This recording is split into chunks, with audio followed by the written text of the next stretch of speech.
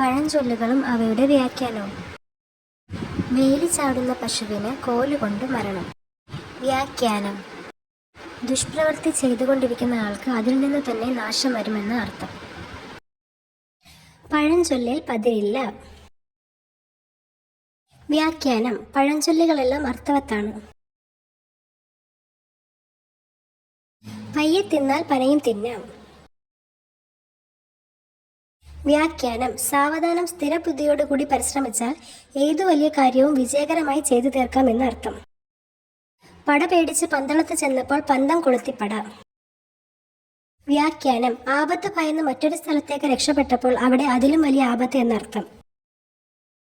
താൻ പിടിച്ച മുയലിന് 3 കൊമ്പ്.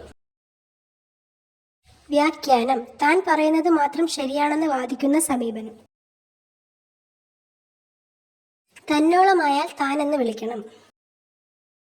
വ്യാഖ്യാനം: മക്കൾ വളർന്ന് വലുതായാൽ അവർക്ക് അവരുടേതായ സ്വാതന്ത്ര്യം കൊടുക്കണം. തന്നെപ്പോലെ തന്നെ പക്വത എത്തിയെന്ന് മനസ്സിലാക്കി അവർ പറയുന്ന കാര്യങ്ങൾ അംഗീകരിക്കണം. തനിക്കു താനും പുരയ്ക്ക് തൂണും. വ്യാഖ്യാനം: പുരയ്ക്ക് താങ്ങ തൂണായിരിക്കുന്നത് പോലെ തനിക്ക് താൻ മാത്രമേ സഹായത്തിനുള്ളൂ എന്ന് കരുതി പ്രവർത്തിക്കണം. ചക്കിന് വെച്ചത് കൊക്കിന് കൊണ്ടു.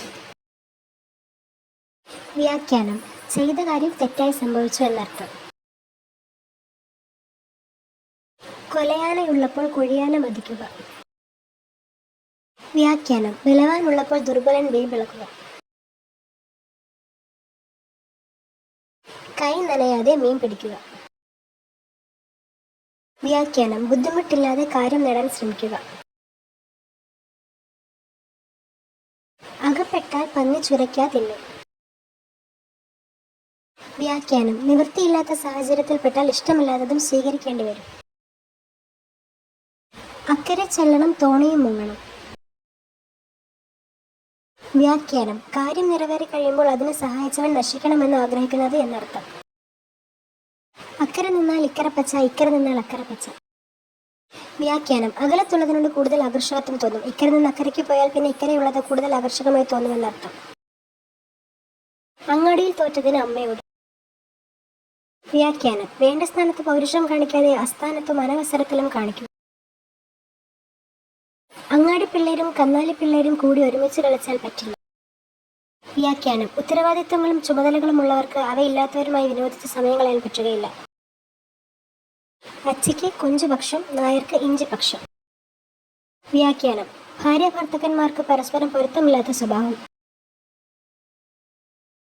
അംഗവും കാണാം താളിയും ഒടിക്കാം.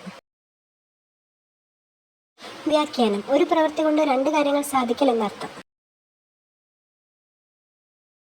അച്ചാണിയില്ലാത്ത തേര് മുച്ചാൻ പോകുകയില്ല.